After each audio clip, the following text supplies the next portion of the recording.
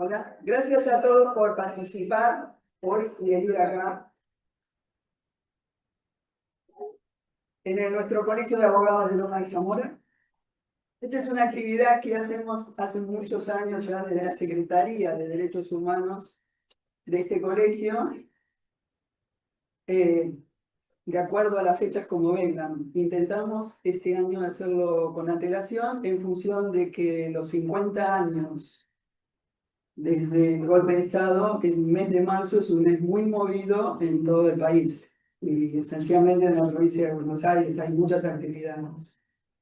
Entonces, nos quisimos anticipar en esta actividad, que es para los abogados, pero también para la comunidad. Invitamos a todos los miembros de la comunidad que vienen participando en estas temáticas, sean organizaciones sociales, sindicales, universitarias, estudiantiles, y un poco la mirada de hoy va a estar dada con quienes hoy nos acompañan, en el cual estamos muy agradecidos por la presencia justamente de mujeres en el Día Internacional de la Mujer, que fue el domingo y que hubo marchas en el día de ayer. También es un gusto que justamente estén mujeres militantes y luchadoras en las temáticas de derechos humanos. Solamente voy a recordar algunas cosas que ustedes ya las saben, pero que siempre es necesario volver a recordar. En momentos donde se intenta destruir la memoria histórica de lo que pasó en este país. Se cumplen 50 años del golpe de Estado, que generó quizás la mayor violencia o la dictadura más siniestra, más violenta, con un plan de exterminio, con detenciones, desapariciones de personas, de niños torturados, mujeres violadas, apropiación de niños y de niñas, apropiación de bienes, justamente, porque el golpe fue cívico, militar y eclesiástico. Estamos hablando de un genocidio. Y hoy no vamos a tratar ese tema, pero en realidad hablar de lo que es un genocidio lamentablemente se está repitiendo en los últimos años en el mundo.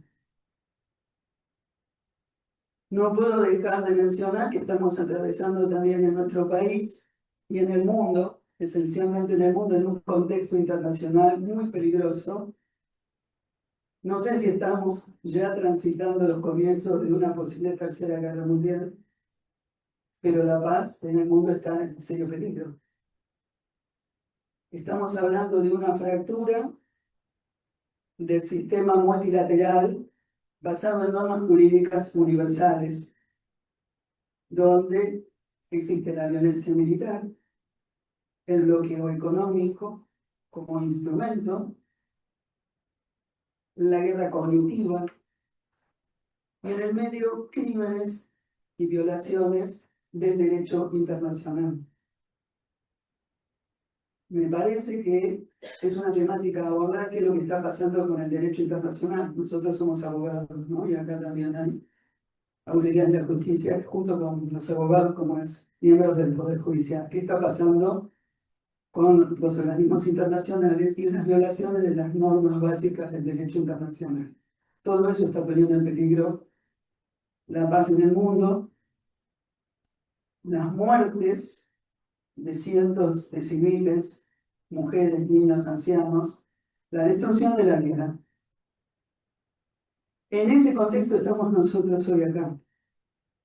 Tamaño tarea, ¿no? En un momento un poquito así se pierde, se diluye, pero es un momento muy crítico, creo, que está atravesando la humanidad. En función de eso, nuestra colaboración humilde, sencilla, es recordar entonces qué es lo que atravesamos hace 50 años. Y nosotros de la Secretaría analizamos qué hay en nuestra zona, militantes y construcciones militantes actuales que han trabajado muy bien, trabajando hace muchos años, por recuperar la memoria y mantenerla. Por eso, y quiero ser ahora muy breve para comenzar, sin antes Antes que nada voy a mencionar que acá hay mucha gente que ha participado, que viene asiduamente a nuestra actividad, de la cual estamos muy orgullosos. Voy a hacer muy rápido y pido perdón por si me olvido de alguien y después en todo caso lo retomaremos. Pero está la Secretaría de Derechos Humanos del municipio de Loma de Zamora, a través de la señora Laura Legal, estamos acá, gracias, y todos compañeras y compañeros que pertenecen a la Secretaría. Está Marisa Lessing, que es intendente de Loma de Zamora, es la secretaria de Relaciones con la Comunidad. Están presentes también, bueno, abogados militantes como el doctor Silvani Charico, que fue también, trabajó en la Secretaría de Derechos Humanos de la Ciudad de Buenos Aires. Abogados de Esteban Echeverría, de Avellaneda, de Seiza, la directora de Política Social y Cultural del municipio de Loma de Zamora, de la Fundación Sí, otra colega de la Fundación Sí, hay miembros del Instituto de Derecho de Familia, de la Comisión de Jubilados y Jubiladas de Lomas, del Colegio de Lomas, de la Comisión de Honorarios, también del Colegio de Abogados de Lomas. Tenemos a los doctores Mario Gerchikov y Keima Liños, distinguidos como ciudadanos ilustres de Loma de Zamora.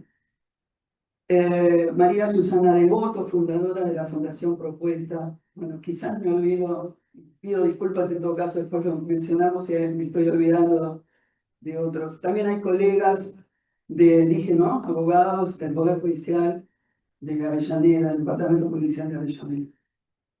Se va cumpliendo esta idea de integrarnos y de poder tener un abanico de participación en este escenario que nos toca compartir con ustedes. Dicho esto, le voy a dar la palabra a Noemí Mabel Di Gianni. Ella es integrante de la Mesa del Pozo de Banfield, del Sindicato de Trabajadores Municipales y es concejala del municipio de Loma de Zamora. Gracias, Mimi. Y le dicen Mimi, yo le voy a decir Mimi.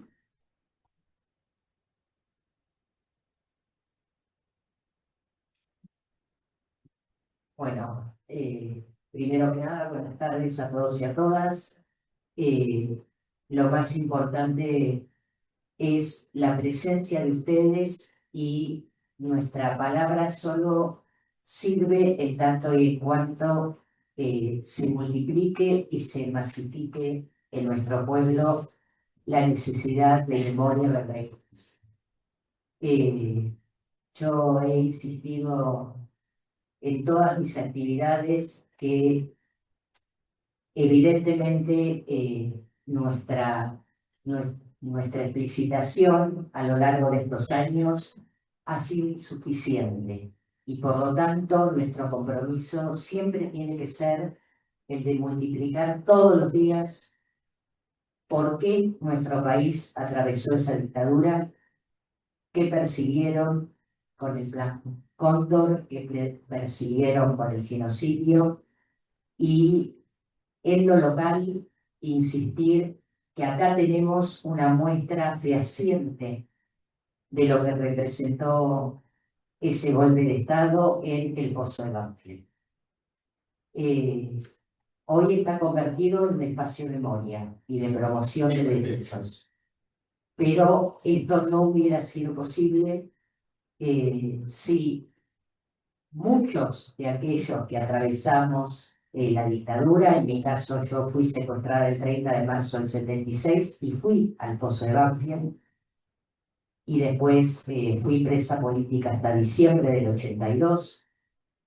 Si aquellos que atravesamos esa situación no nos hubiésemos empecinado militantemente en decir que ese lugar tenía que dejar de ser la Brigada de Investigaciones de la provincia de Buenos Aires, que se inauguró en septiembre del 74. Como centro clandestino dejó de funcionar sobre noviembre, diciembre del 78, pero después fue un lugar de depósito y de traslado de presos sociales. La primera movilización que se hace para que ese lugar deje de ser de la policía fue en el año 1986. Y también ahí tuvieron una amplia participación las madres de Plaza de Mayo, que en Lomas de Zamora tenían una sede, cosa también extraña, porque había sedes provinciales, pero no sedes locales. Sin embargo, en Lomas de Zamora, las madres de Plaza de Mayo armaban su gazebo en la Plaza Grigera, en la Plaza Central, desde, digamos, desde la democracia en adelante con sus reclamos. Y bueno, comenzó allí en el 86 todo un movimiento que en algún momento acá hay un compañero que sabe por su hijo que se llamó Chau Pozo. O sea, era que eso dejara de ser una sede policial, que la policía se retirara de ese lugar donde habían tenido secuestrados y torturados a innumerable cantidad de compañeros y compañeras, que además había sido una maternidad clandestina y que además en ese mismo lugar se torturó a quienes, digamos, le quitaron papel prensa. Nada más y nada menos que todo eso pasaba en Loma de Zamora durante la dictadura. Eh, Afortunadamente, mucho tiempo después, por supuesto, en el año 2006 se retiró, se logró desafectar eso como sede policial, pero se transformó en un lugar vacío. Entonces el barrio comenzó con los reclamos de que era río de ratas, que se llenaba de palomas, que provocaba inseguridad. Bueno, y ahí, digamos, las organizaciones libres del pueblo volvimos a tener un rol importante.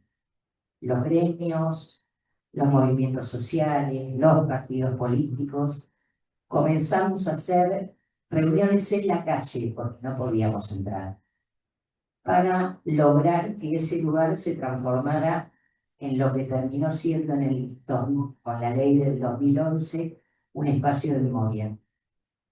Así que yo lo que quiero es con esto remarcar que la legislación, y ustedes que son parte del Poder Judicial lo deben experimentar, siempre viene después del reclamo popular y del reclamo organizado.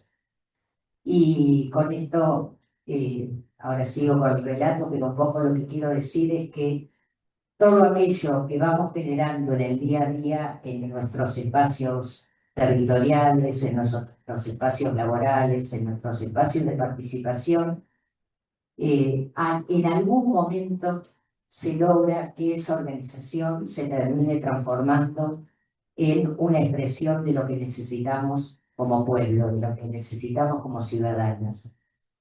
Bueno, en el año 2006 se desafectó a la policía, ahí empezamos a reunirnos en la vereda, a tratar de que los vecinos no nos pidieran que eso fuera un jardín o que fuera una unidad sanitaria, y a instalar la idea de que lo que necesitábamos era que fuera un espacio de memoria. Y con la ley del 2011 se comenzó, tanto a nivel municipal como provincial y nacional, a trabajar en el convenio tripartito que se llegó a firmar el 10 de septiembre del 2015. O sea, el día de Lomas de Zamora, pero a poquito de que se perdiera el gobierno nacional.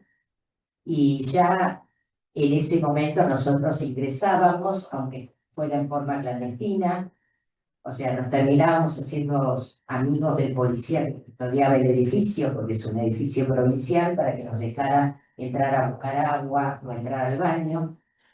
Y empezamos a construir en la calle los actos que considerábamos importantes. Porque también en el Coso de Banfield, y eso es otra cosa que tiene que formar parte de la memoria colectiva de Lomas, es que es el último lugar en que se supo que estuvieron con vida los chicos de la Noche de los Lápices.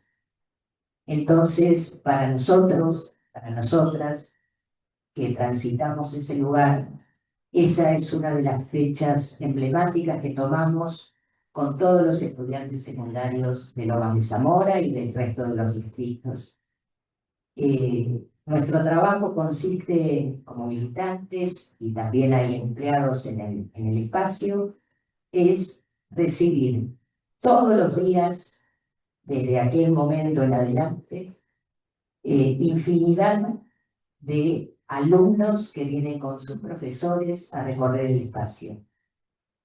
No para hacer hincapié en la crueldad, sí para que conozcan lo que ocurrió, para que conozcan las razones por las cuales ocurrió y para que sepan que si se quedan de la puerta de su casa para adentro, de la reja de su casa para adentro, si no habitan las calles, si no habitan las organizaciones libres del pueblo, si no habitan el estar en comunidad, va a volver a ocurrir, porque nunca más lo tenemos que sostener todos los días con la participación ciudadana. Y nosotros ese es el eje en el que ponemos, recorremos las instalaciones, describimos qué es lo que ocurrió en ese lugar, en el marco de lo que ocurría en todo el país y en el Cono Sur. Pero sobre todo insistimos en que es posible salir del horror y es posible construir un futuro mejor si todos participamos en la vida social, política, cultural, económica de nuestro país.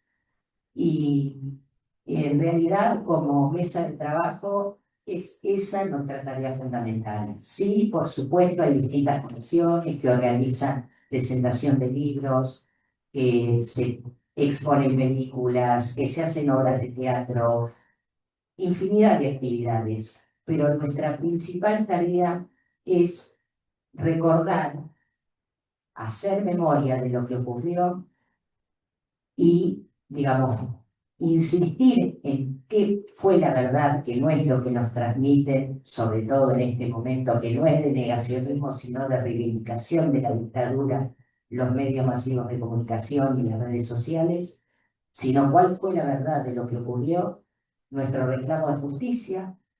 El juicio de las brigadas empezó el 27 de octubre del 2020 y recién, ya pasada la pandemia, en el 24 fue la sentencia definitiva. Empezamos con 56 acusados y terminamos con 19 por la impunidad biológica y fueron, digamos, la mayoría condenados a perpetua.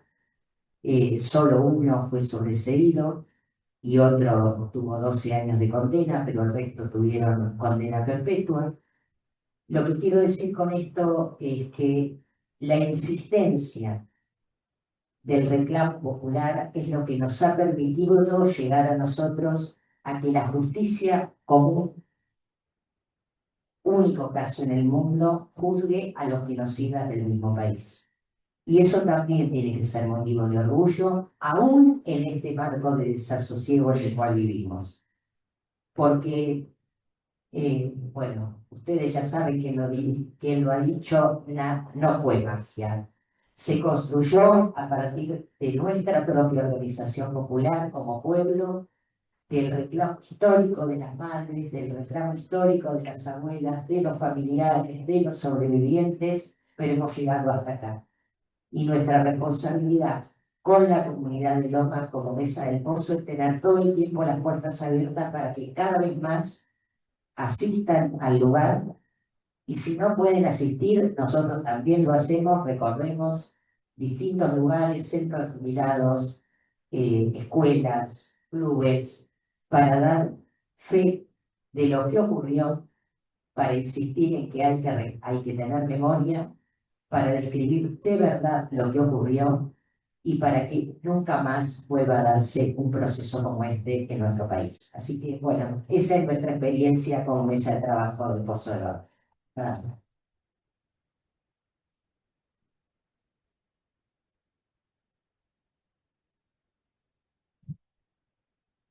Bueno, no quiero olvidarme porque yo sabía que me iba a olvidar.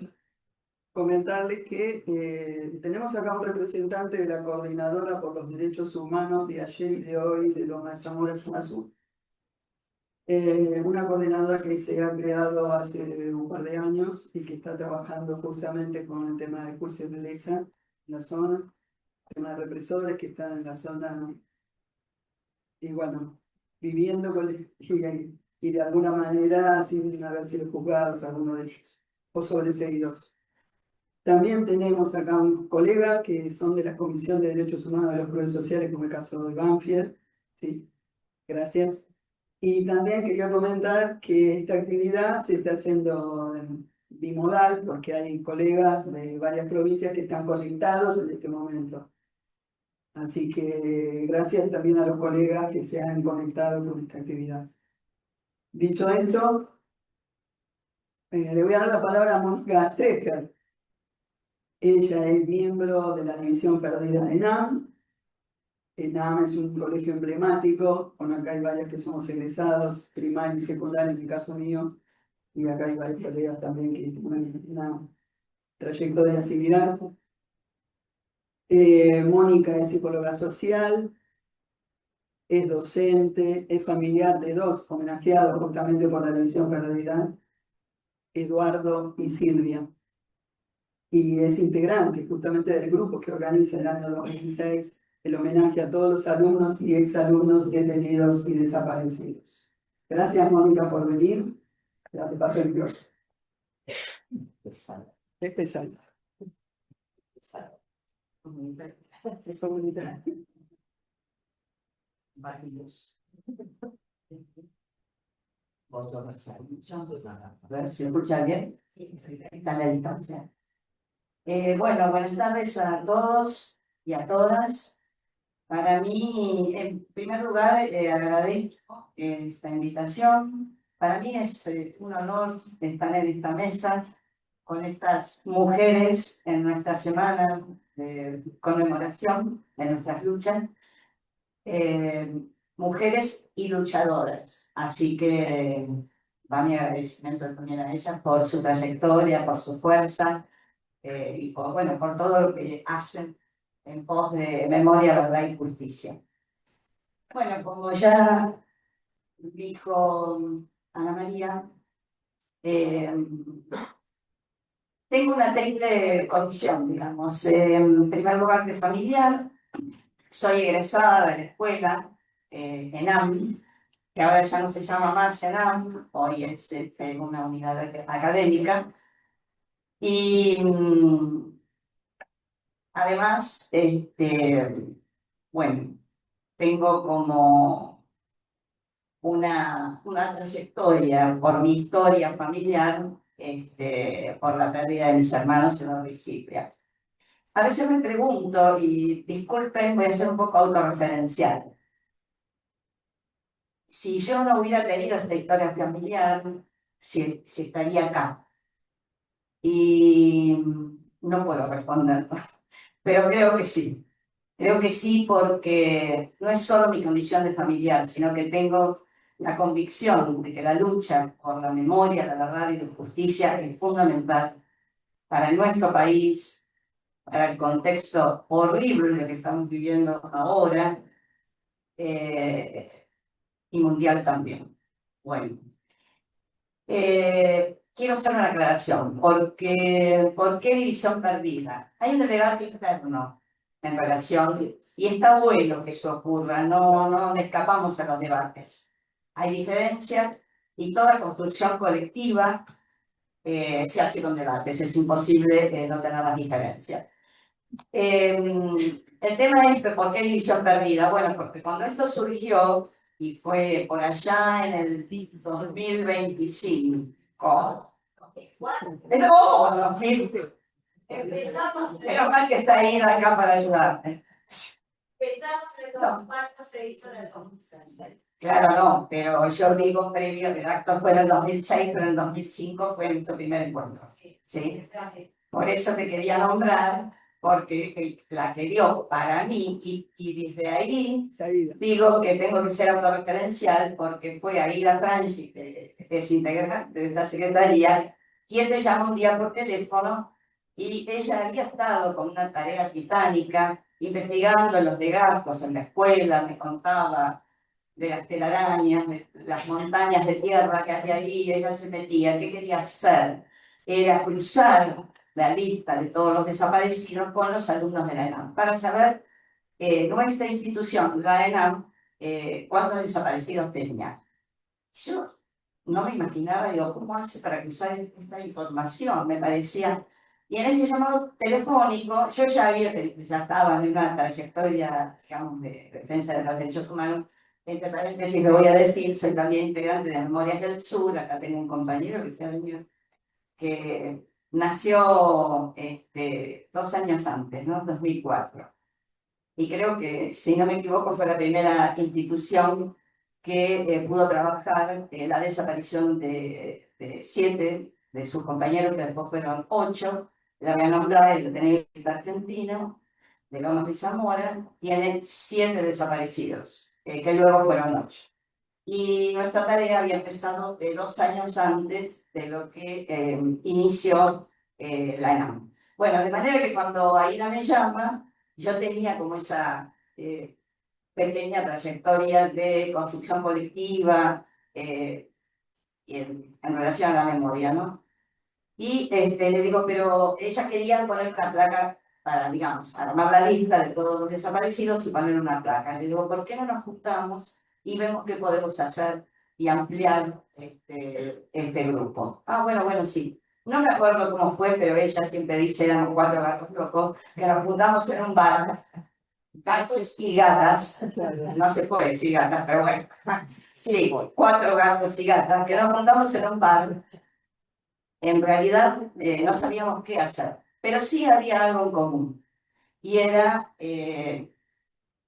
sentar un precedente en nuestra escuela, trabajar, nombrar a sus desaparecidos, contar sus historias dentro del marco de la lucha general, ¿no? Por los derechos humanos, que, entre paréntesis, digamos, si no hubiera sido por todos los organismos de derechos humanos, si no hubiera sido por las madres de Plaza de Mayo, las abuelas, los hijos, y bueno, por su coraje, sobre todo las madres de Plaza de Mayo, me permito rendirles un homenaje y agradecimiento por su coraje, su fuerza, su permanencia. Las abrazamos desde acá. Si no hubiera sido por ellas, que ante un contexto terrible de terror, soportaron. Bueno, acá no voy a decir, tenemos acá en la mesa una historia muy fuerte. Si no hubiera sido por ellas, que empezaron un camino que, bueno, que llegamos hasta acá, 50 años después. Así que bueno, desde este contexto, año 2004, ¿cuál era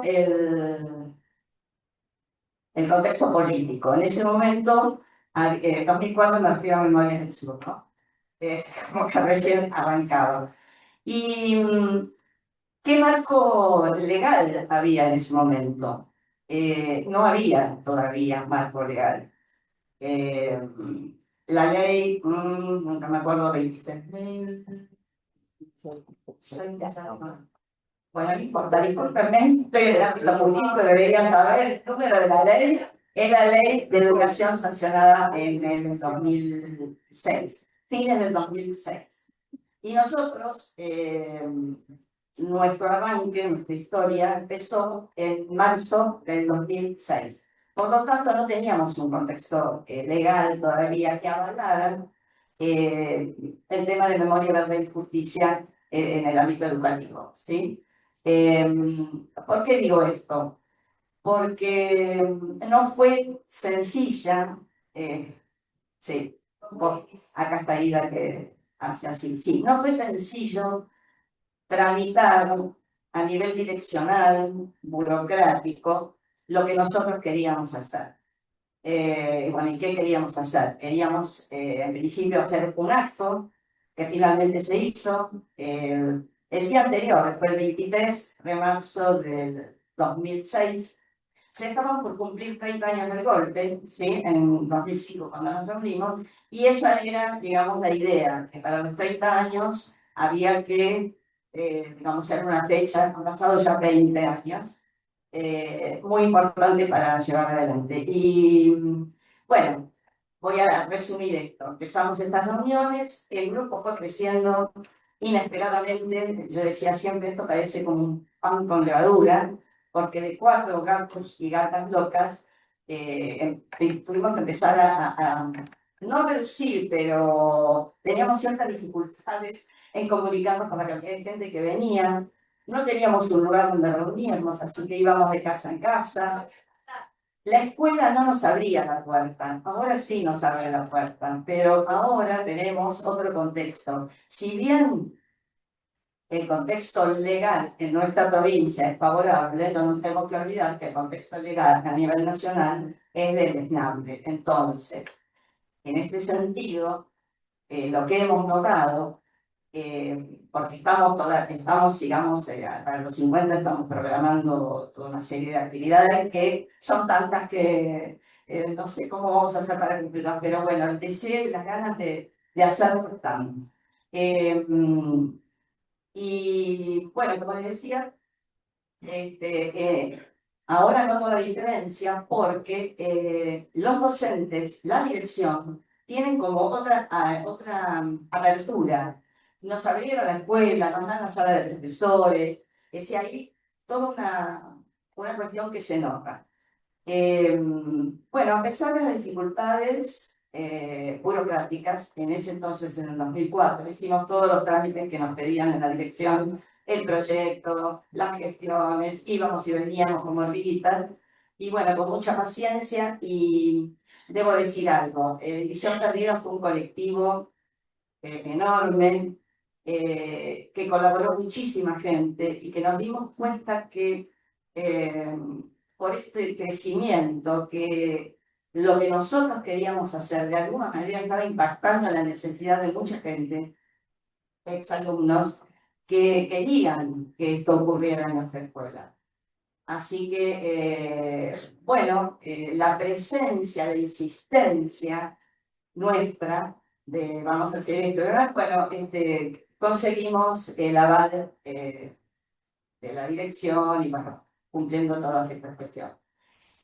Eh, a ver, en principio llegamos al número de 30 alumnos y ahora sí quiero aclarar el tema de división perdida. En ese momento no había WhatsApp, así que teníamos una lista de correos, se comunicaba gente que incluso no estaba viviendo en el partido o en Capital, estaban lejos, y a través de las listas de correo electrónico nos comunicábamos. Y hubo un compañero que cuando lee que hay 30 compañeros desaparecidos, después voy a volver sobre esta cifra, porque está todavía móvil, ¿sí? No quiero decir los nombres porque todavía está en vías de investigación, pero de los 30 hay una persona que comprobamos que sí fue víctima del terrorismo de Estado porque tuvo que exiliarse y falleció en el exterior, pero nos llegó la información errónea. Entonces, digamos, no fue dentro de las víctimas del terrorismo de Estado en el periodo que estamos considerando, pero bueno, no corresponde que esté en la lista. Y por otro lado, con el tiempo también agregamos una víctima que había sido asesinado en la calle, Germán Gavio, lo nombro. Sí. Bueno, este compañero dice, somos 30, es casi como una división entera de la escuela. Aunque para mi época éramos muchos más y estábamos un poco hacinados. Vos te acordarás, porque es una enaniana también. Pero bueno, hace años felices de la escuela, los años, yo antes que ella, 60. Y bueno, me perdí que estaba. La división perdida. Bueno, entonces dice, es casi como una división. Y empecé el intercambio, dice, si empezamos a hablar de pérdida, de las cosas perdidas, ¿no? Y ahora voy a explicar por qué la controversia. División perdida hay que entenderlo como una metáfora, no en forma literal, ¿sí? Pero la gente que lo lee se confunde. Secuestraron una división entera, pero qué barbaridad. Incluso en esa época teníamos nosotros un compañero periodista de un gran medio que me da cosa nombrar, nos ayudó muchísimo. Julio Julio Bazán, un iraniano, lo conocen porque era el periodista que andaba siempre en la calle haciendo reportajes, nos dio una mano extraordinaria desde el lugar que lo ocupaba como periodista, con todos los instrumentos mediáticos a su alcance. Vino a la escuela, juntó a un grupo, no podíamos ir todos porque no estábamos, en un aula, hizo una nota. eh, la nota la nota salió publicada un día, el día anterior a nuestro acto, en la portada del diario. Bueno, esto fue como... Eso gracias a Roberto Guarich, que era el padre del Normal y era el director periodístico de Clarín en ese momento. Espectacular. Bueno. Y luego Julio siguió transitando con nosotros. Hizo el video, luego lo editó, pero lo editó con lo que se le dio la gana. Él se sumó al tema de la construcción colectiva. Esto quiere decir construcción colectiva, que tenemos en cuenta, debatimos, escuchamos todas las voces y bueno, luego hacemos un acuerdo, ¿no? Con toda la dificultad que tiene esto, ¿no? Yo creo que no, como decía hace rato, no, es difícil no tenerla. Bueno, luego, también acá voy a nombrar a mi compañero Mario Gessner, que fue parte de la División Perdida. Él tiene a su hermano, que en realidad fue asesinado antes del golpe de Estado del 76, pero de todos modos está incluido, es víctima del terrorismo de Estado. Y bueno, el sobrino de Oscar, el hijo de Mario, que es uno de los 30 desaparecidos, estuvo en el acto con su guitarra y cantó ese día. Así que bueno, lo veo a Oscar y me acuerdo de ese momento y lo traigo. Bueno, no quiero perder el hilo, que porque soy como así, soy como un árbol que se sube y va a perder más. Quiero volver al tronco. Entonces, la controversia era porque decían, ¿por qué perdida? ¿Qué es eso de perdida? Quizás lleve a la confusión. Y traigo a colación el tema de la nota, porque María Laura Santillán, que en ese momento era la locutora, cuando vemos el video, lo dice la división perdida, toda una división perdió. No era así, realmente fue un error. Yo no creo que esto se haya multiplicado, bueno, es el origen de la controversia. Bueno, dejando la controversia de lado, seguimos sosteniendo el nombre, a pesar de la controversia. ¿Por qué? Porque es un nombre de origen, es lo que nos representa, es el con el que, digamos, se conoce este homenaje, y bueno, y no queremos perderlo. Bueno, voy a seguir mis notas porque si no me quedan. No soy como mi que ella dice hablar y sigue sola. Bueno, nosotros el objetivo, digamos, no sé si era fundamental, pero sí quiero poner el señalamiento de esto, y creo que Mimi se refirió y habló de transmisión, cuando desde el pozo de Banfield quieren transmitir una historia, ¿verdad? Y en el ámbito educativo esto también se plantea. Pero la verdad que yo hasta el día de hoy no tengo respuestas para algunas cuestiones, y yo creo que luego acá una compañera seguramente lo va a abordar. Y es la pregunta de cómo transmitir el horror sin producir horror. Y digo porque he estado, yo, digamos, me nombraste como docente. Yo, si bien soy maestra, nunca fui maestra en el primario ni ejercí en el secundario. Sí ejercí en el nivel terciario y trabajé con adultos, de manera que no tengo la experiencia de contacto con la franja etaria con la que División Perdida está trabajando ahora. Entonces, la pregunta es, porque uno de los objetivos, y lo hablábamos con uno de los docentes que estuvo muy comprometido, que lo voy a nombrar también, Daniel Hernández, y desde acá le pido perdón a toda la cantidad de gente que trabajó y que puso todo el cuerpo, pero no lo voy a nombrar a todos. Pero con Daniel siempre hablábamos, porque él sí era docente en ese momento, estaba a cargo de la parte de plástica,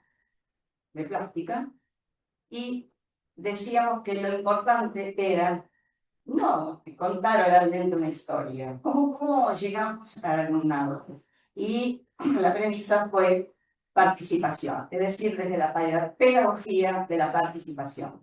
Esto era para nosotros fundamental. Pero, claro, desde el lugar que ocupábamos generacionalmente nuestro grupo, eso no era posible. Pero, acá se están riendo porque son docentes. No. Bueno, esta pedagogía de la transmisión. Y Daniel, que en ese momento estaba ejerciendo, hizo dos cosas. Con otros docentes, ¿no? Vamos a situarnos en el 2004, no todos los docentes pudieron participar, pero los que sí estaban con nosotros, estaban trabajando desde las aulas, con poesía, con canciones afines a los pibes de rock. Y desde la plástica también. Daniel lo que hizo fue promover que los chicos generaran un logo, un pequeño logo, que tuviera que ver con el tema de memoria, verdad y justicia. Entonces, el hecho de estos chicos sensibilizarlos previamente, porque para hacer el logo tienen que tener una información y para generar el logo. Y luego esto se volcaba en un mural que está en la entrada de la escuela y que existe hasta el día de hoy, que es testimonio de visión perdida. Entonces, es a través de esta pedagogía de la participación que a nosotros nos parece participación activa y que al día de hoy que estamos embarcados en un proyecto que va a ser, después archivo, el 25 de marzo, al turno mañana, el turno tarde, División Perdida va a estar haciendo el acto con una convocatoria abierta, no solo para la escuela. Y el viernes 27, porque no somos el único grupo que en este momento está trabajando a nivel superior, va a ser un abrazo a la escuela, que va a ser a las 18 horas, y División Perdida va a estar ahí para articularnos. Porque si bien estamos hablando de dos niveles diferentes, vamos a articularnos para que la cuestión sea más efectiva. Exacto. Sí. Gracias. Sí. Todo es muy interesante. Sí.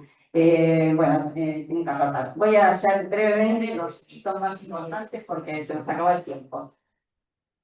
Hubo un acto el 23, perdón, del 2004. Luego, en el 2012, con ENAM nos articulamos con Barrios por la Memoria y en ese momento se construyó Barrios por la Memoria, hacían baldosas que estaban en las veredas. Otra controversia, había gente que no quería los nombres de nuestros desaparecidos en el piso.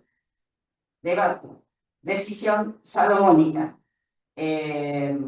Las baldosas se van a hacer, pero las baldosas no van a tener los nombres de los compañeros. Entonces, ¿qué es lo que se hizo? Se hizo una gran placa enorme que está en la entrada de la escuela con 30 nombres, con la estética de Barrios por la Memoria, que tienen los vidriecitos y siguiendo con este tema de la pedagogía de la participación, se hicieron jornadas previas con la participación de los chicos en la fabricación de la placa, en cuanto a los nombres, etcétera, porque todo esto lleva todo un proceso. Y se construyeron 30 baldosas que fueron encabezando la escuela, memoria, verdad, justicia, y palabras que fueron generadas con los docentes en las aulas alusivas al tema de memoria, verdad y justicia. Entonces aparecieron, no voy a nombrar las 30, compromiso, lucha, anhelos, fuerza. Entonces están las 30 baldosas. La revista. Anhelos, la revista Anhelos. Ah, sí, es verdad. Gracias por acordarme, porque está Anhelos, ¿no? Anhelos fue un mítico diario que fue creado en el año 1959 y mi hermano Eduardo Miguel Estreja, el enaniano desaparecido, promoción 62, fue uno de sus fundadores junto con Osvaldo Plaul, que también está desaparecido. Y otros tantos que... Bueno, esos jóvenes tenían nada más que 14 años y generaron un diario que empezó en el 59 y estuvo vivo hasta 77. 77. ¿O qué año? 77. Con Sí. dos desapariciones en 77 de Teresa, la chiquita hija del bufetero. Teresaco. Mónica Teresa. Mónica Sí, Teresa. acá me apuntan y lo voy a decir. Bueno, también este tema de anhelos. ¿Por qué anhelos? Porque anhelos era como un emblema en la escuela. Era el diario que circulaba. Sí. Y mi hermano, Eduardo, tenía un entusiasmo terrible con ese diario. Bueno, con toda la potencia, la fuerza, siempre fue, yo creo que fue militante desde que nació. Bueno, de ahí que Anhelos forma parte de una de las, creo yo, no sé por qué apareció, ¿fue así? Bien, porque yo no estuve, digamos, en la generación de esas 30 palabras. De manera que, bueno, llegamos a esta solución y así se hizo. Bueno, seguro se me está escapando un montón de cosas de la historia porque la historia es larga, son 20 años y han pasado muchas cosas, pero quisiera poner el acento también y que lo dejé ahí en relación a, lo dejo abierto como pregunta, cómo transmitir el horror sin horrorizar. Pero creo que hay que insistir y que el silencio y el olvido es lo peor que nos puede pasar, porque si nos borran parte de nuestra historia, no sabemos quiénes somos. Y bueno, quería decir algo que se me va de la cabeza en este momento. El contexto actual. Hace un rato dije horrible. Y los jóvenes y cómo transmitir. La pregunta, y la dejo abierta, es en este contexto actual, porque lo he charlado, no estoy en las aulas, pero hablo con docentes, en que hay pibes que se acercan y no tienen idea de qué pasó el 24 de marzo. Sí. Entonces, ¿cómo trabajar hoy con estos pibes en el aula, no? ¿Cómo transmitir esto? Porque el negacionismo y en los discursos de odio, los chicos están mucho en contacto con los celulares, la invasión de trolls con mensajes odiantes, me pregunto, y lo dejo como pregunta, ¿cuál es el efecto subjetivo en estos chicos? Porque creo que esta violencia vivida, recibida en todos los ámbitos que estamos viendo, hasta observar la Cámara de Diputados, los insultos permanentes, creo que es el contexto en el que estamos actual y el impacto en la población seguramente va a impactar y bueno, el tema es cómo trabajamos con este contexto, ¿no? Bueno, voy a dejar acá. Gracias por estar.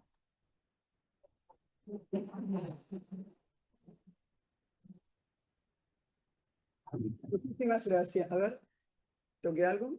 Me parece que sí. Me parece que toqué algo. Arriba. A ver acá. ¿Ahora? No, igual. No. ¿Ahora? No. Me parece. A ver. A ver, escúchame. ¿Ahora? Sí, ahora sí, eso es lo peor que puede pasar, que pase hasta ahora. Bueno, ahora le voy a dar el micrófono a Ana María Cariaga. Ella es doctora en psicología, voy a decir algo muy breve porque es un currículum bastante extenso, pero bueno, ella es doctora en psicología de la Universidad de Buenos Aires, psicoanalista y egresada de esa casa de estudios con diploma de honor. Es directora del Instituto de Derechos Humanos, codirectora del Instituto de Espacio por la Memoria. Fue secuestrada en el año 1977 durante la última dictadura en Argentina, cuando tenía 16 años y estaba embarazada de menos de 3 meses. Permaneció en cautiverio durante casi 4 meses en el centro clandestino de detención, tortura y exterminio conocido como Club Atlético. Posteriormente su madre, Esther Balestrino de Cariaga, una de las fundadoras de Madre de Plaza de Mayo, fue también secuestrada junto a otras madres, 2 religiosas francesas y otros familiares. Llevada al campo de concentración que funcionó en la Escuela Mecánica de la Armada y es una de las víctimas de los llamados vuelos de la muerte, cuyo cuerpo apareció en la costa atlántica argentina. Gracias, Ana María, por estar hoy acá. ¿Qué tal? ¿Cómo están? Bueno, la agradecida soy yo, es un gusto para mí estar acá. Agradezco a vos, Lilian, a la Secretaría de Derechos Humanos, al Colegio de Abogados de Lomas, a ustedes, compañeros y compañeras que están acá hoy con nosotros, con nosotras, y a mis compañeras de mesa. Un orgullo enorme estar acá escuchando el testimonio, porque son testimonios. Nos preguntábamos recién por dónde pasa la transmisión, son seguramente respuestas a construir a partir de poder formular unas preguntas. Creo que ya eso es un montón, dejar que la realidad nos interpele para poder construir las respuestas, y creo que el testimonio es una de las respuestas. Después me voy a referir a eso. Nos convocamos a 50 años del golpe, hacemos memoria, ¿no? Entonces yo pensaba, en función de esta convocatoria, también lo que estamos escuchando acá es cómo hicimos memoria, y nos estamos preguntando cómo hacemos memoria. Creo que hay algo de nuestra historia, recuperar esta historia nuestra, que tiene que ver a 50 años del golpe. No es casualidad incluso que este 50 aniversario esté canalizando de alguna manera el malestar actual. Vemos que se multiplican las actividades y vemos que hay mucha sensibilidad y mucha conmoción frente a lo que está pasando, que está canalizada vía esta relación histórica que hay entre el 50 aniversario de esa noche oscura que vivió nuestro país y lo que estamos atravesando actualmente. Y precisamente si pensamos en el 50 aniversario, podemos pensar, por un lado, en una tradición, en una continuidad, en esa tradición de alternancias sucesivas entre democracias formales y golpes militares, y por otro lado una ruptura, un quiebre. El último golpe, si bien desde esa perspectiva significó una continuidad, también implica una ruptura, un antes y un después, precisamente por la metodología que se estableció, que podemos nombrar como sistema concentracionario. Hay un autor que es sobreviviente de los campos de concentración del nazismo, que nombra la experiencia concentracionaria como universo concentracionario, precisamente para dar cuenta del impacto que esto tiene en las sociedades. Es decir, se establece una lógica de la metodología de la represión, que sabemos que las Fuerzas Armadas y de Seguridad son todas puestas al servicio de esa metodología, con sus miembros formados en la Escuela de las Américas, también al calor de lo que fue la formación de la práctica de los franceses en Argelia, la llamada Escuela Francesa, y esto aplicado a la lógica del sistema concentracionario que dice David Rousset, que apunta a castrar los cerebros libres. Esa es la lógica que toma precisamente para dar cuenta de los efectos en la subjetividad. ¿Qué quiere decir esto? Efectivamente, podemos decir que el resultado del último asalto al poder significó una generación, el secuestro, la desaparición de una joven generación comprometida con la realidad de su tiempo, 30.000 detenidas y detenidos desaparecidos, la apropiación de sus hijos e hijas, el secuestro de las madres que les buscaban, y al mismo tiempo la cárcel, ¿no? Los presos y presas políticas y sociales, el exilio interno y externo, y al mismo tiempo secuelas en el plano político, social, económico y cultural de la que todavía esta sociedad está tratando de reponerse con esta etapa regresiva incluida. Y por otro lado, esas secuelas, cómo pensarlas también en el plano de la subjetividad, que es un poco lo que nos convoca, ¿no? Este concepto de la colonización de la subjetividad en el marco de lo que se da en llamar la batalla cultural, cómo pensar esta transmisión, cómo pensar esta etapa en relación a los distintos modos que a lo largo de la historia operan sobre la subjetividad, sobre la llamada, entre comillas, opinión pública.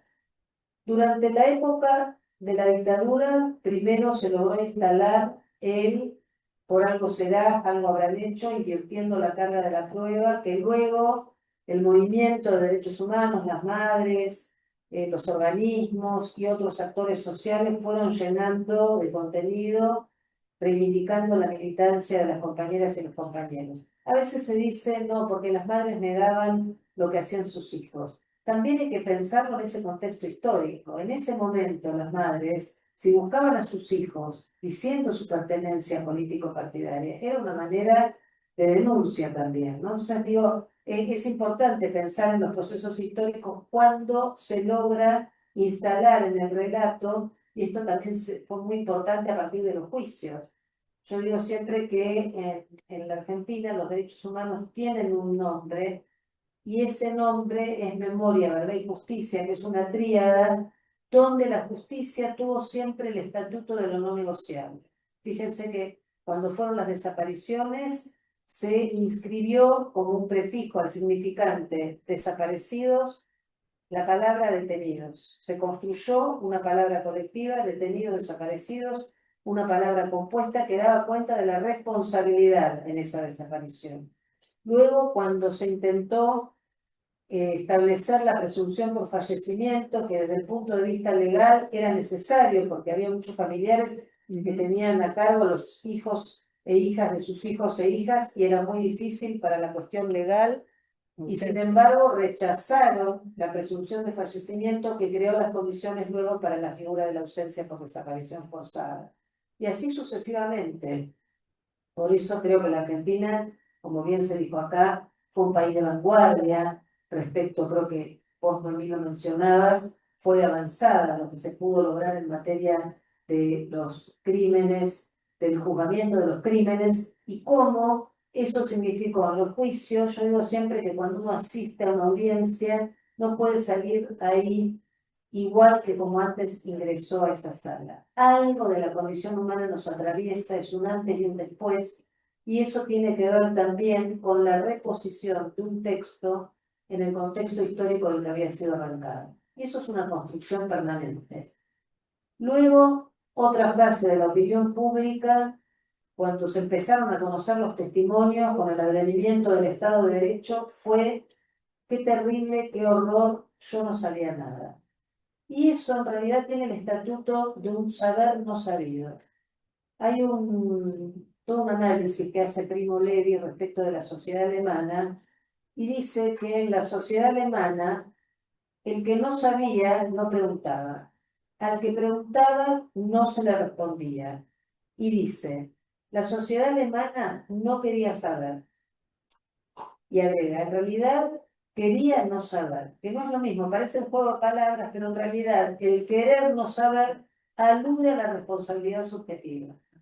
Entonces, a mí siempre que digo esto me viene a la imagen, hay un centro clandestino de detención, tortura y exterminio, el Olimpo, que incluso cuando en las clases de la facultad, lo pongo a veces en los PowerPoint como imagen, hay un balcón que está en una pared, es un balcón de piedra, digamos, de cemento, que es un balcón medio círculo que daba al campo de concentración, y está totalmente tapiado.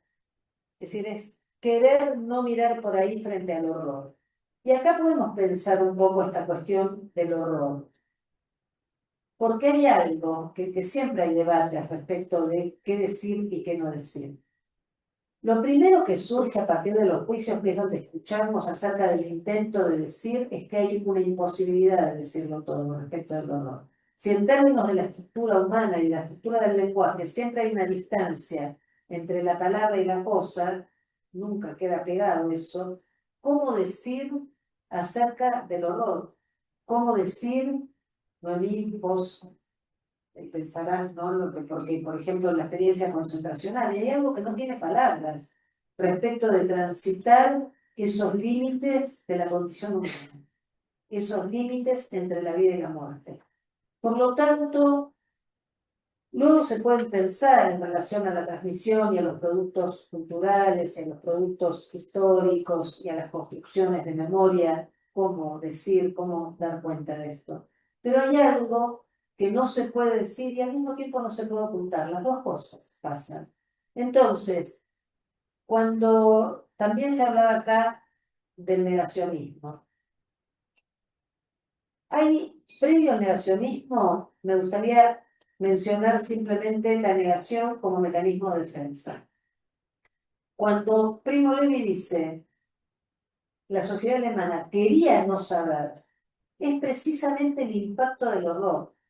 Cuando hablamos del autodenominado proceso de reorganización nacional, justamente a lo que apuntaba era a un reordenamiento de la sociedad, a una destrucción del lazo social solidario, del entramado social solidario, que es un poco lo que está pasando ahora, hay una caída de la dimensión solidaria en el mundo.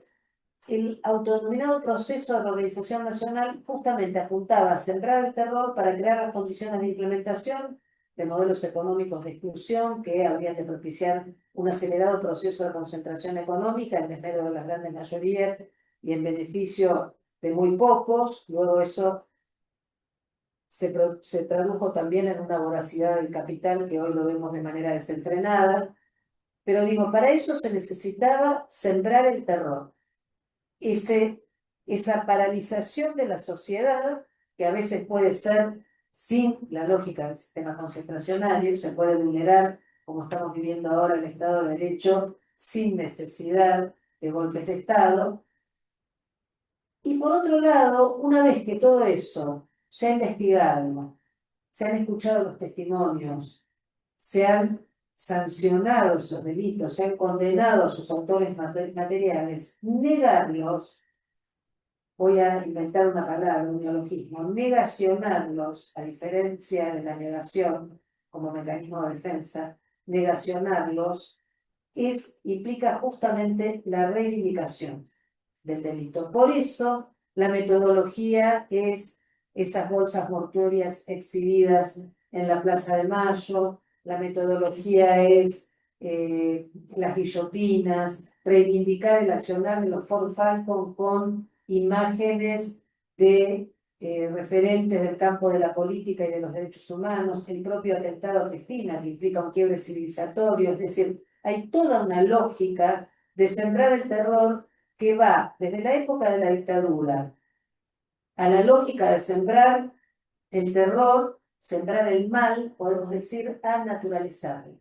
Hoy a lo que asistimos es a la banalización del mal. Luego podemos pensar otra frase, otra etapa de la opinión pública que fue durante el menemismo, que fue, bueno, ya está, hay que olvidar, no se puede vivir del pasado. En ese momento me parece muy interesante una frase que toma una historiadora analizando un poco la sociedad y las generaciones jóvenes, cómo se saludaban en ese momento los chicos, las chicas. Decían, ¿qué tal? ¿Cómo estás? Todo bien, sin historia. Sin historia.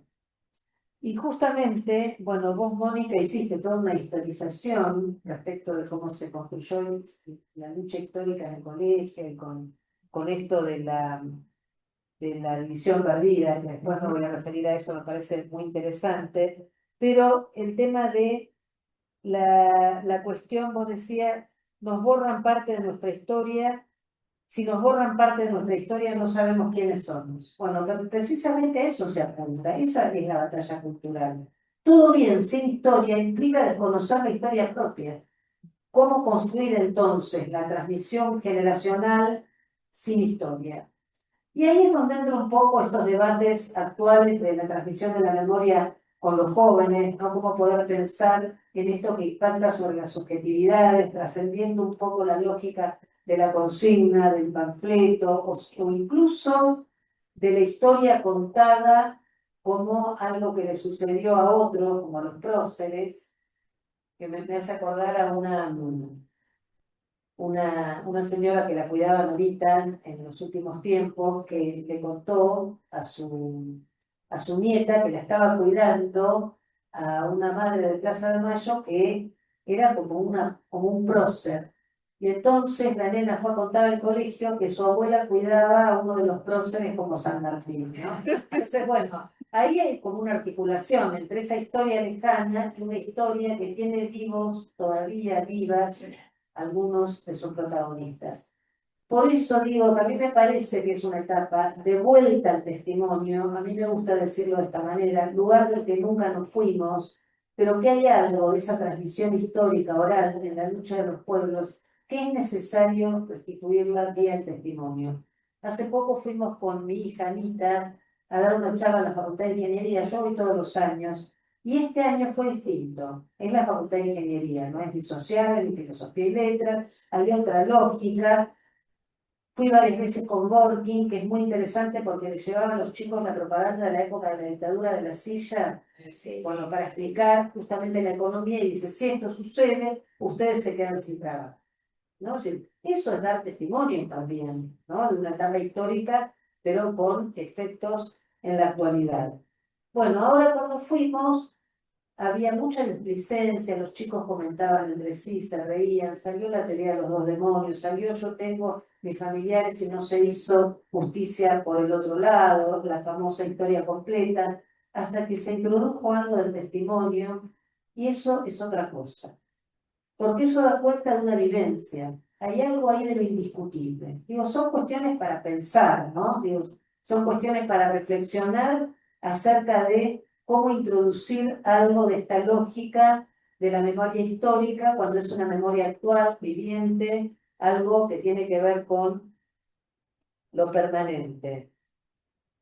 Por otro lado, vos decías, Lilian, hablabas del contexto internacional, porque a mí me parece que cuando hablamos de la banalización del mal y la naturalización de la crueldad, hay que poder pensar lo que está pasando acá, que obviamente tiene un guión local, también en el marco de lo que está pasando en el mundo. Por eso decía que hay una caída de la dimensión solidaria en el mundo, que es necesario interpelar esa realidad para poder pensarla, sí responder a la coyuntura, pero sin dejar de poder interpelar la realidad también desde el punto de vista estratégico, porque tenemos que poder pensar también a mediano y largo plazo, porque así es el modo de pensar los proyectos emancipatorios y más en etapas regresivas como las que estamos viviendo. Y vos te referías al contexto internacional, me parece que ahí hay algo muy importante porque cuando decimos, bueno, estamos en la Tercera Guerra Mundial, se habla de esto,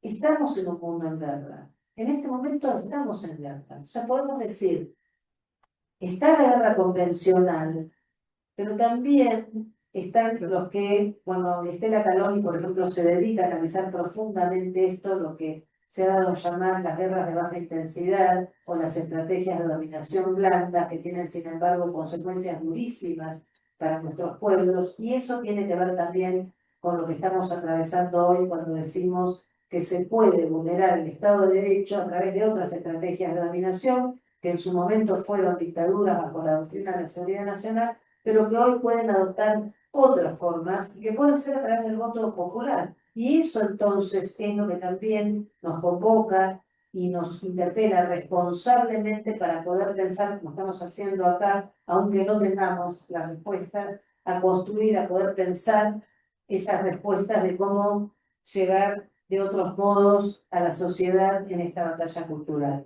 Creo que la educación es una cuestión clave. Creo que la educación es la base, es un lugar fundamental, porque la batalla cultural tiene que ver con el acceso al conocimiento. Por eso digo que no pasa solamente por una cuestión de consigna panfletaria o solamente de debates ideológicos de la postura de cada quien, sino a poder interpelar la realidad en la que estamos.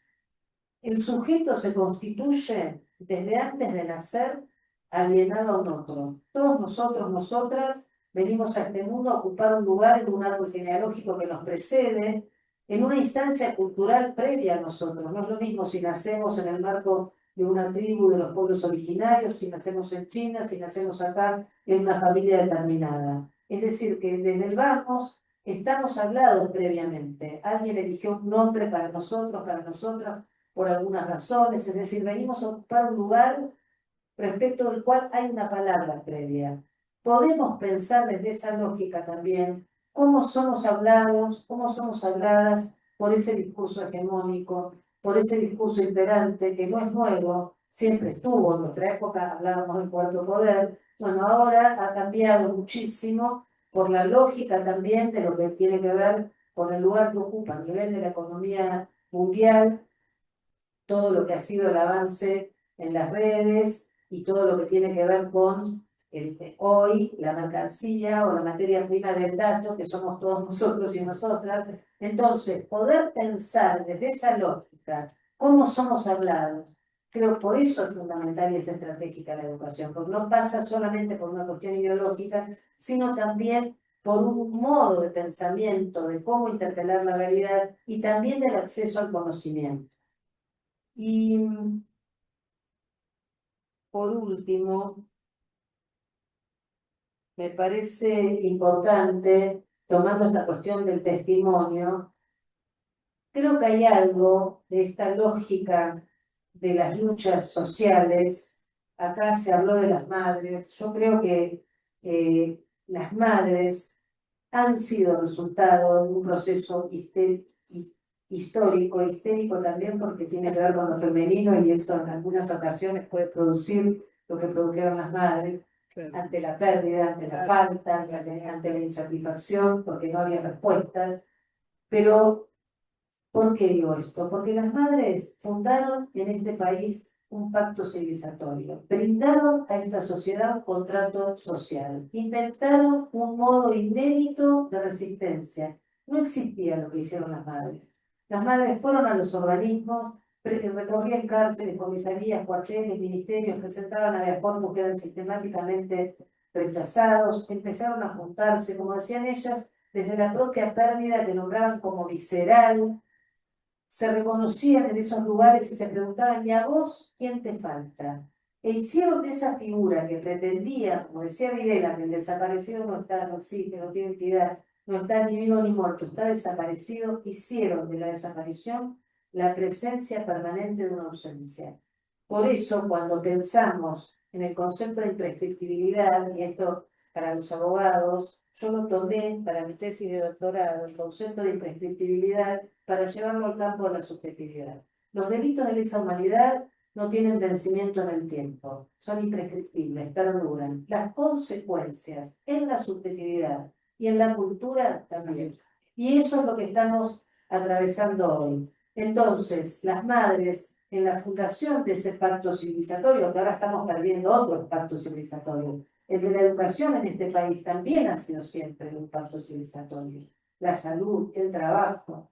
Entonces, las madres, hay un autor francés que dice que todo ser humano porta en sí mismo su condición de héroe, pero la realiza como un hombre común. Las madres dicen, nosotros éramos mujeres comunes, todas nosotros y nosotras somos mujeres comunes. Las madres, como mujeres comunes, realizaron un acto heroico y nos dejaron una enseñanza también imprescriptible, que es la que nos invitamos todos y todas a retomar para poder seguir en nuestro deseo decidido de construir una sociedad más justa. Muchas gracias.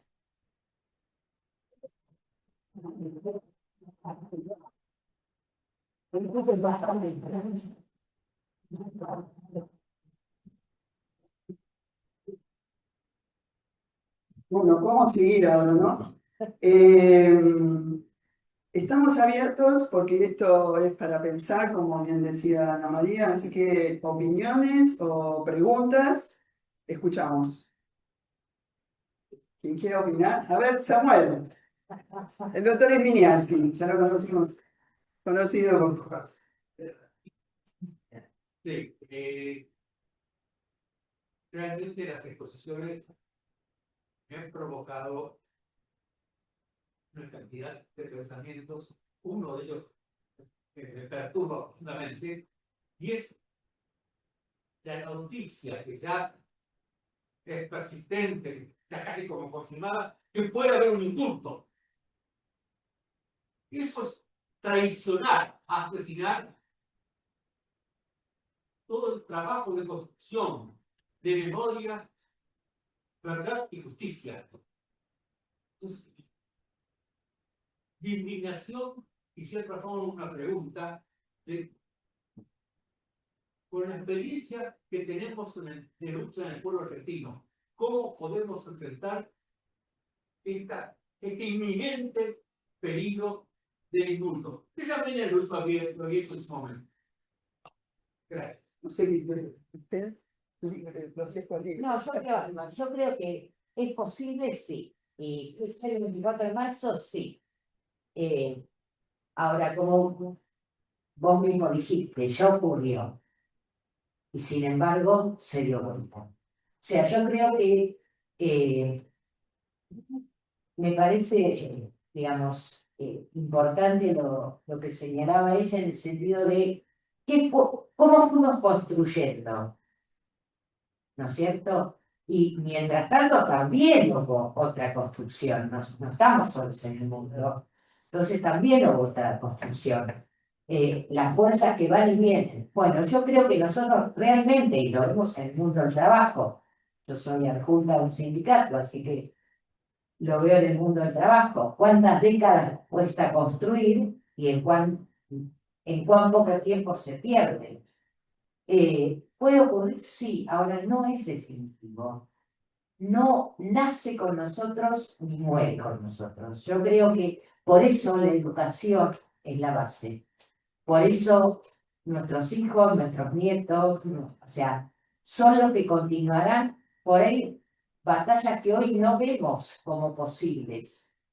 Yo aspiro a que no ocurra y además intento todos los días construir para que no ocurra. Intento todos los días construir para que la organización popular lo evite. Estamos en esta correlación, yo te diría que está difícil. Entonces, me parece que lo que sí nos tiene que quedar es que no es definitivo. Porque la experiencia la ha demostrado.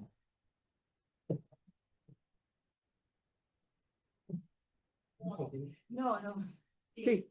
Para que quiera quedar. Me da mucho pudor tomar un tema que es absolutamente jurídico, yo soy abogado, pero a mí me llegó también ese reel con la posibilidad del regalo que nos va a dar nuestro, no sé cómo decir, presidente, para el 24. Y he leído que hay una ley que prohíbe su grabación. ¿Es esto así? Sí, pero Sí. saca un Bueno, decreto. hay un marco jurídico que decreto y- de alguna manera está ejerciendo una protección para que eso se cumpla. Muy relativo, pero es relativo. Bueno, yo la verdad que no quiero decir cómo se llaman los portadores de las malas noticias. Los chivos, los pájaros malagüeros, perdón.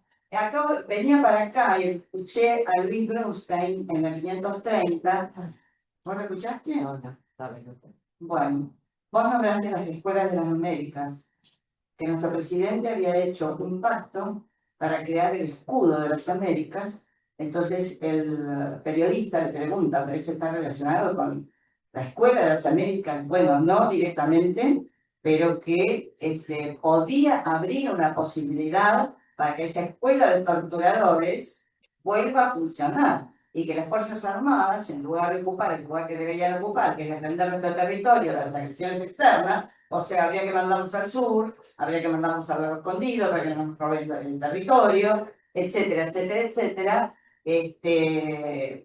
Bueno, hay como un retroceso. Yo no quería poner esta nota que realmente yo decía, pero esto parece una pesadilla, ¿no? Estoy yendo a un lugar a hablar de esto y estoy escuchando esto por la radio. Bueno, perdón por la mala noticia.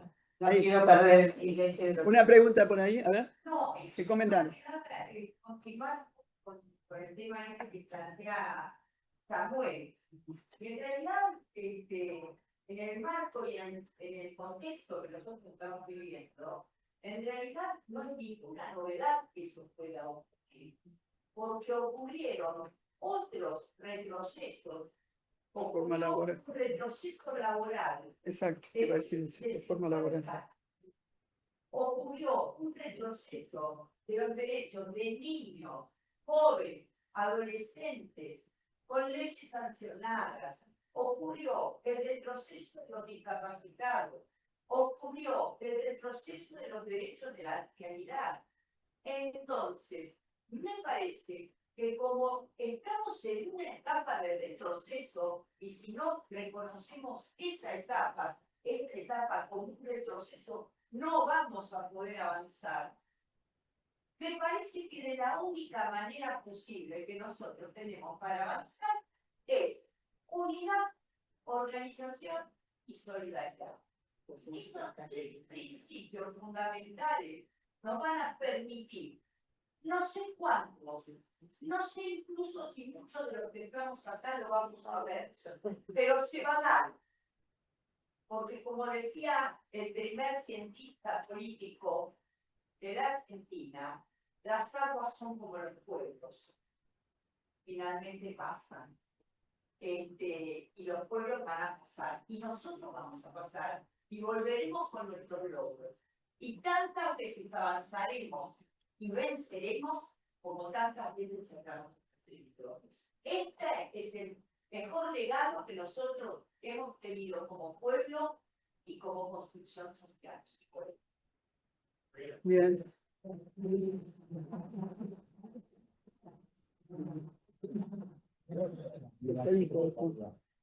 Bueno, ¿alguna pregunta? También queremos abrir el micrófono para aquellos que quieran comentar actividades próximas que están realizando.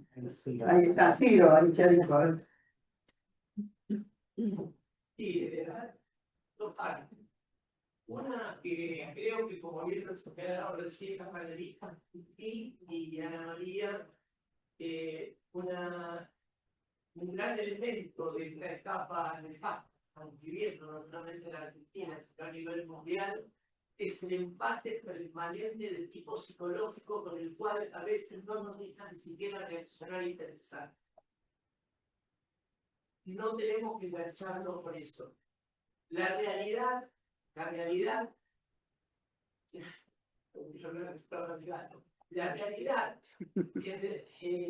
es la que construye los pasos de la sociedad. Después vienen las decisiones legales, lo que dicen los jueces y lo que se les ocurra pensar a las instituciones.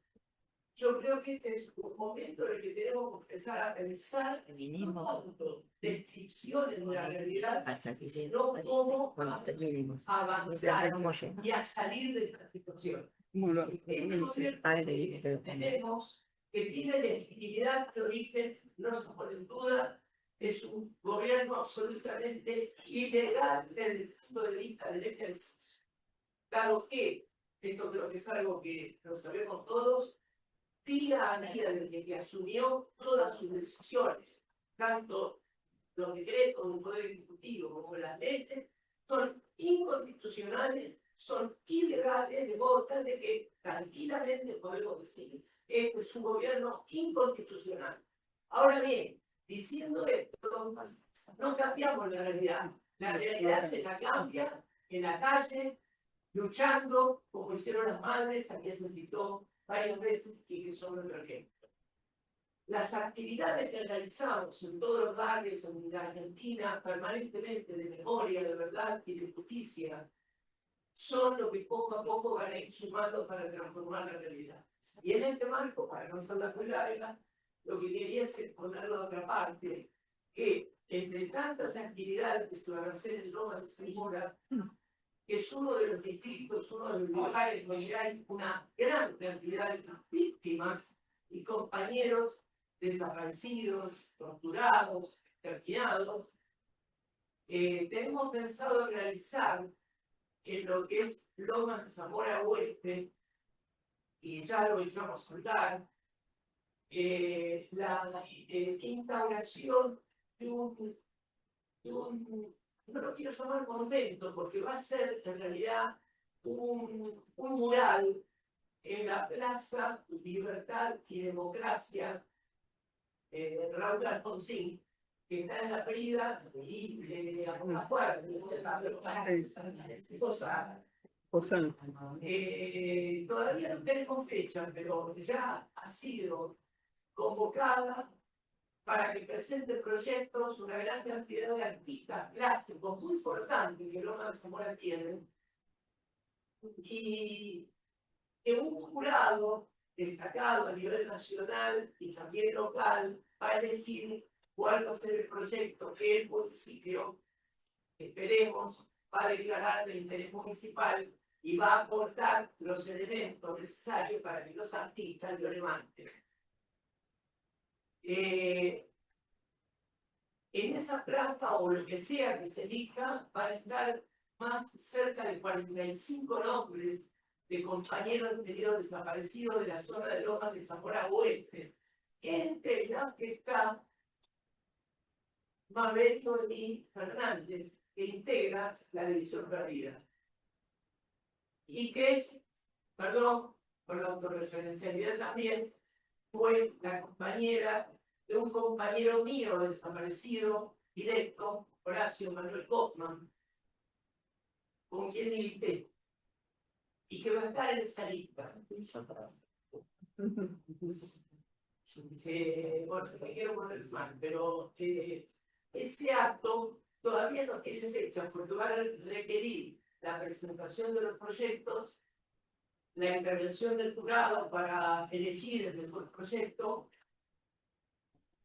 la construcción del mural, que va a ser de carácter colectivo, porque vamos a invitar a toda la colectividad que quiera sumarse, entre los cuales está, y esto es un dato que realmente me sorprendió muchísimo, Horacio y Mabel fueron secuestrados el 16 de mayo del 77, junto con una compañera japonesa, la famosa Japón, a quien ellos estaban guardando, porque la estaban persiguiendo. De la colectividad japonesa no teníamos ninguna información. Y yo buscando por Facebook, por internet y demás, y con la prima, y descubrí que ella tiene armado un grupo de descendientes de japoneses que sí constituyeron un grupo de derechos humanos y de víctimas de la dictadura genocida, y que van a estar presentes. Porque en aquel momento, y esto quiero que sea con mucho cuidado, la colectividad japonesa y la embajada japonesa era como que no les dio mucha cobertura a los compañeros japoneses, ni descendientes en realidad japoneses, que militaban en el campo nacional y popular, que luchó contra la dictadura en ejercicio legítimo de la resistencia, como fue demostrado en uno de los juicios más importantes de delitos de lesa humanidad, que fue dentro de la megacausa Campo de Mayo, que fue el juicio en que se juzgó a los criminales que atacaron a la contraofensiva montonera de los años 1980 y 1981. Allí la justicia, de sus fallos firmes, determinó que la resistencia popular con fuerza en contra de una dictadura es. Y eso es un dato muy importante, señorito. Así que yo lo que quería pedir a la presidenta de la Secretaría de Derechos Humanos del Colegio de Abogados de Loma de Zamora, que difunde esta actividad para los usuarios. También traje una. Cuando tengas la fecha, ya. No hay fecha todavía. Pero bueno, algo más o menos. Una sola cosita. Sí, por favor. No, que me hiciste acordar, Ciro, del tema este que yo no me referí, que dije que me iba a referir muy brevemente a la división perdida. Porque más allá de los debates, no los conozco y no estoy opinando respecto de la elección del nombre, pero lo que me parece interesante es poder darle el valor de una metáfora. Es una metáfora. Entonces, si se piensa que es una división es porque alguien dijo, es como una división. Y el nombre justamente lo que se ha perdido. Vivimos en una época de la realidad, donde creo que se nos donde incluso son simulacro hoy los organismos internacionales frente a lo que está pasando. Entonces, restituir algo de la metáfora también es un modo de dirigirnos a los pueblos. Decía que la noche de los lápices no significa que los que fueron secuestrados tenían un lápiz ahí. Claro. Acá hay, en el caso te doy la palabra a vos, la coordinadora, sí, comenta. Y después Eduardo y la Buenas compañera. tardes para todos. Saludo este panel y esta cuestión que realmente entiendo tiene una profundidad muy importante y abarca en parte, digo en parte porque entendemos de que hay nosotros, por ejemplo, nosotros sabemos que acá en la zona están trabajando otras comisiones, por ejemplo, en los clubes tenemos comisiones de derechos humanos, tanto en los Andes como en Banfield, también en Internet, tenemos para reducir en memoria, que trabaja en el doctorado, y nosotros hemos formado a partir de una discusión de los derechos humanos de Arte Lomas y Arte Brown hace 2 años, comenzamos a hacer un trabajo de organización en relación a los derechos humanos, tratando de sumar a todos los sectores, ¿no? O sea, a los partidos, a los movimientos sociales y a los organismos de derechos humanos, por supuesto. Y hoy estamos constituidos en una coordinadora de derechos humanos y ahora se está entendiendo, o sea, nosotros hemos logrado a partir de coordinar con los compañeros de la luz que están reclamando que se reconozca como predio, o sea, de esa humanidad, la comisaría tercera, tanto mal con ellos y a partir de ellos enganchamos a Jesse, hicimos de 500 personas a la casa de este asesino, ¿no? Luego también logramos materializar una marcha de solidaridad con el pueblo palestino. O sea, estamos trabajando de forma múltiple, digamos, ¿no? Tenemos para este acontecimiento, que son los 50 años, que no es una cosa común, impulsamos 4 actividades. El sábado próximo a las 18 en el Instituto Lomas va a haber una exhibición de 1 hora de teatro, es gratuita, ¿te acuerdas? Después vamos a contar con 2 festivales, porque se hace uno ahí en la luz donde dice las cervezas y otro en la memoria. Eso es lo que llamamos interior lugares. Contamos con 2 paneles destacados compañeros de los derechos humanos que va a ser uno el día 20 la delegación de ATE en la Unidad de Perón y otro el 28 en la delegación de Lomas, Unidad de Lomas. Y nuestra idea, estamos trabajando, pensando, nos surgió el otro día una iniciativa interesante de ver cómo hacemos una marcha por la paz. Como involucrando todo el espectro, logramos avanzar en ese propósito. Sumamos, o sea, la idea es sumar. Y bueno, estamos abiertos a que participen quienes tienen todo eso. Muchas gracias, muchas gracias. Eduardo, y después el de la compañía. No sé. Sí, comentar. Supongo que ya lo saben, es recordar que el jueves se hace un homenaje en el Plaza Congreso a Pablo Grillo. Pablo Grillo, sí, es verdad, lo pasamos. No solo por el apoyo a Pablo, sino para impulsar toda la acción jurídica en función de que el AVE vaya preso y seguir para arriba del todo. Esa pequeña cosa que nosotros estábamos haciendo, la lucha que tenemos que darle aquí en adelante, y todas las cosas que vamos desarrollando. Una pequeña noticia alentadora, acabamos de ver de la Cámara Penal de San Isidro, donde revoca la orden de desalojo de los compañeros de Pazzi, y con un fundamento muy importante, que es que que no es un tema penal, es un tema laboral, y que sigue en vigencia el derecho constitucional de huelga. Es muy importante porque ya se Claro. dictó la ley de reforma laboral y esto la contrapone en un fallo penal. Que es un antecedente más. Es una pequeña victoria, pero todo esto nos sirve para alentarnos en el futuro. Claro, pues. Excelente lo que estás contando. Después tengo que buscar el fallo porque la verdad que es un precedente importante para analizar. Gracias, Eduardo. Sí. Gracias.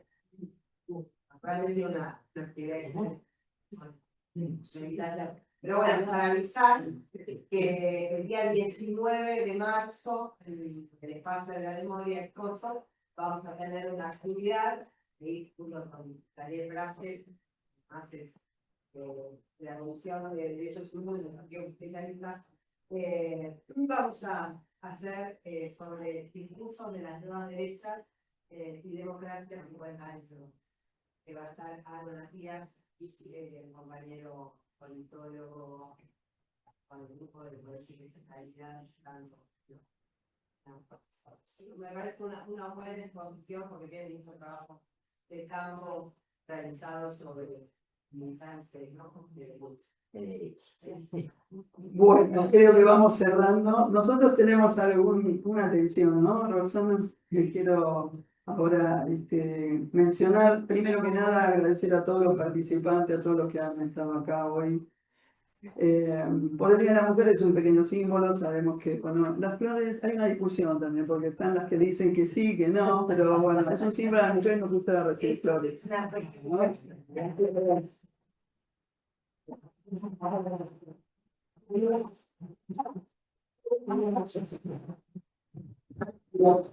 Para resolver la contradicción de las flores, quiero decirle que yo cada vez que las recibo las llevo a la iglesia Santa Cruz y la pongo en homenaje a las áreas.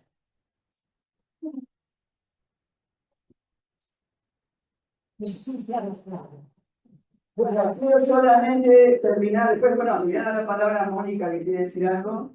Pero no, quiero decir que nuestra secretaria también trata de ser un espacio de construcción colectiva y quiero nombrar que acá tenemos a la doctora recientemente integrada, Rosana Renesi, pero también está Inés Bellafoto. No sé si lo estoy diciendo bien, pero yo le digo siempre Inés, Aida Franchi y acá tenemos a Rodrigo del Río. Invito siempre a todos los que quieran integrar la Secretaría, porque el trabajo siempre es colectivo. Yo estoy acá porque ellos no se animan a estar ahí, no por otra cosa. Y yo soy Lilian García, así que bueno. La Secretaría va a estar siempre abierta con su agenda en el año, que va a ser muy movida. Les agradezco a todos y a todas, les agradezco infinitamente y ahora le doy la palabra a Mónica. Bueno, es una reparación histórica. He nombrado a los compañeros de NAM, pero a cambio de Karen Mabel, que está sentada ahí, gran trabajadora, gran luchadora, que ha ponido anda a la escuela, ha puesto mucha fuerza y la sigue poniendo. Así que gracias, Mabel, por estar acá. Nada más.